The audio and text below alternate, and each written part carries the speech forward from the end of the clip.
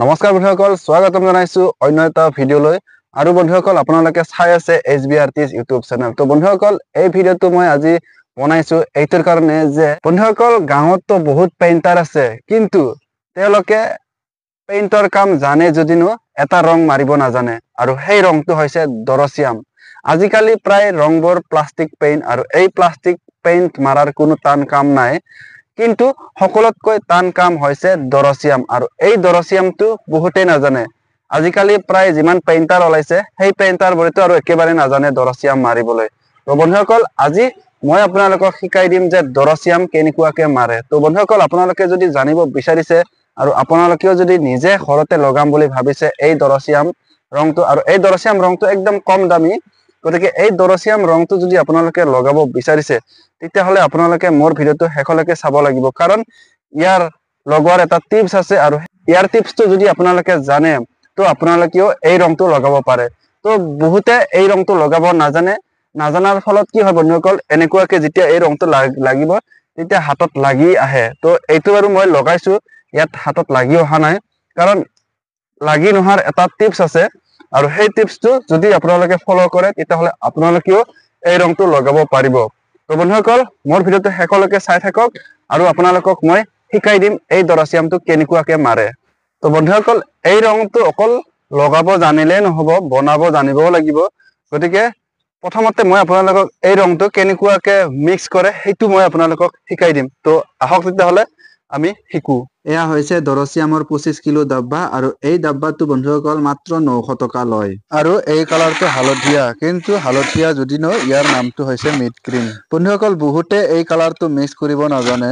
বহুতে এই কালাৰটো ডাইৰেক্ট মিক্স কৰিবৰ কাৰণে ডাইৰেক্ট পানী ঢালি দি দিয়ে, কিন্তু সেনেকুৱাকে মিক্স কৰিলে এই কালাৰটো মিক্স নহয় বন্ধুসকল। ইয়াক মিক্স কৰিব লাগিলে লাহে লাহে পানী দি থাকিব লাগিব। আটা গলাওতে যেনেকুৱা কম কমকে পানী দি গলোৱা যায়, ঠিক তেনেকুৱাকে এই দৰচিয়ামটোকো তেনেকুৱা কৰিব লাগিব। চাওক, মই প্ৰথমতে কেনেকুৱাকে পানী দিম। ইমানখিনি পানী দিয়া হোৱাৰ পিছত আপোনালোকে লাহে লাহে হাতেদি মোহাৰি থাকিব। এনেকুৱা মোহাৰি থাকিলে আধা আধা ভিজা ভিজা হৈ থাকিব। যেতিয়ালৈকে আধা আধা ভিজা ভিজা নহয়, তেতিয়ালৈকে আপোনালোকে এনেকুৱাকে মোহাৰিয়ে থাকিব। আধা ভিজা হোৱাৰ পিছত বন্ধুসকল এনেকুৱাকে মোহাৰি চাব, তেতিয়া এনেকুৱাকে লাড্ডু লাড্ডু হৈ যাব। তাৰ পিছত পুনৰবাৰ আকৌ অকণমান পানী দি দিব, আকৌ তেতিয়াৰ দৰে মোহাৰি থাকিব। বন্ধুসকল, যেতিয়ালৈকে আটাৰ দৰে নহয়, তেতিয়ালৈকে এনেকুৱাকে পানী দি দি এনেকুৱাকে মোহাৰি থাকিব। বন্ধুসকল, এনেকুৱা কৰি থাকিলে এই ৰংটো পুৰা গৰম উঠিব, আৰু যেতিয়াই গৰম উঠিব তেতিয়াই গম পাব যে এই ৰংটো ভালে আছে। আৰু যদি গৰম নুঠে, তেতিয়াহ'লে এই ৰংটো অকণমান হ'লেও ইয়াৰ টেম্পাৰটো নোহোৱা হৈছে। আৰু বেয়া হ'লে গম পাব তেতিয়া, যেতিয়া পানী দিলেও এই ৰংটো মিক্স নহয়, তেতিয়া গম পাই যাব এই ৰংটো বেয়া হৈছে।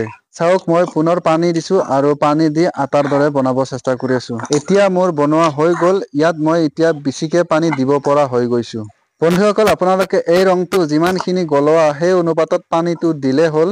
এতিয়া মই এইখিনি যিমানখিনি গলাইছো তাৰ অনুপাতত পানীটো দি দিম। চাওক, মই কেনেকুৱাকে গলাইছো, আপোনালোকেও এনেকুৱাকে কৰি ল'ব প্ৰথমতে। এতিয়া মই ইয়াত পানী দিম, যিমানখিনি ৰং আছে তাৰ অনুপাতত মই পানীখিনি দি দিম। বন্ধুসকল, এই ৰংটোৰ বনোৱাৰ টিপছ এইটোৱে। যদি আমি ইয়াত কোনো ডাইৰেক্ট পানী দিলো হয়, তো এইটো যেনেকুৱাকে মিক্স হৈছে এনেকুৱাকে মিক্স নহ'লে হয়।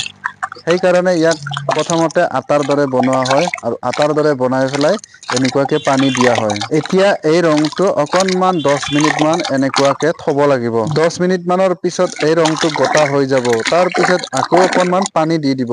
এতিয়াতো ৰংটো বনোৱা হৈ গ'ল। এতিয়া মই আপোনালোকক শিকাম যে এই ৰংটো কেনেকুৱাকে লগায়। তো বন্ধুসকল, বহুতে কি কৰে, নতুন ৱালত মানে পানী নামাৰাকে এই ৰংটো মাৰে। তো মই কৈ দিওঁ বন্ধুসকল, এই ৰংটো মাৰিবলৈ হ'লে আপোনালোকে প্ৰথমতে ৱালখন ভিজাই ল'ব। ৱালখন ভিজাই লোৱাৰ পিছত আপোনালোকে এই ৰংটো মাৰিব।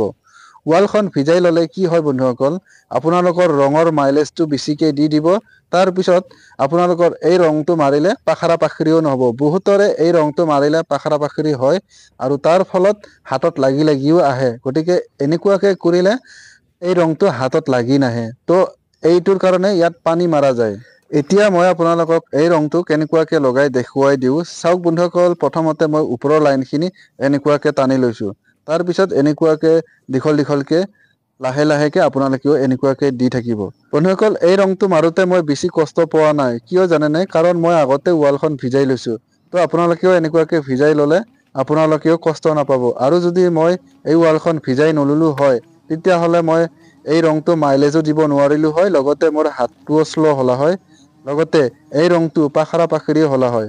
সেইকাৰণে ভালদৰে ৱালখন ভিজাই ল'ব লাগে। তো বন্ধুসকল একফালে দিগি ফিনিচিং মাৰা হৈ গৈছে, কিন্তু এইফালে দিগি ফিনিচিং মাৰিব বাকী আছে। বন্ধুসকল ফাৰ্ষ্ট কোট মাৰোতে যেনেকুৱাকে পানী খুৱাব লগা হৈছে ৱালত, ছেকেণ্ড কোট মাৰোতেও এই ৱালখনত পানী মাৰি ল'ব লাগে। চাওক বন্ধুসকল আপোনালোকক মই দেখুৱাই দিছো, একফালে দিগি ফিনিচিং হৈছে আৰু একফালে দিগি ফিনিচিং হোৱা নাই। তো ডিফাৰেন্সটো আপোনালোকে অকনমান পাখৰা পাখৰি দেখা পাব। এতিয়া মই এইফালে দিগি আপোনালোকক ফিনিচিং মাৰি দেখুৱাম। বন্ধুসকল ফাৰ্ষ্ট কোট মাৰোতে যেনেকুৱাকে ৱালত পানী খুৱাই লোৱা হৈছিলে, ঠিক তেনেকুৱাকে ছেকেণ্ড কোট মাৰোতেও পানী খুৱাই ল'ব লাগে। আৰু বহুতে এনেকুৱাকে নকৰে কাৰণে এই ৰংটো হাতত লাগি আহে আৰু কিছুমান মিস্ত্ৰীয়ে এই ৰংটো বেয়া হৈছে বুলি কৈ দিয়ে। আপোনালোকে যেতিয়া এই ৰংটো মাৰি থাকিব তেতিয়া আপোনালোকে এনেকুৱাকে মাজে মাজে এই ব্ৰাছটোৰ লগত এনেকুৱাকে ঘটলাই থাকিব, কাৰণ ইয়াৰ যিটো পাউডাৰ সেই পাউডাৰটো তলত পৰি যায়। যাতে সেই পাউডাৰটো তলত পৰি নাযায় সেইকাৰণে আপোনালোকে এনেকুৱাকে ঘটলি থাকিব।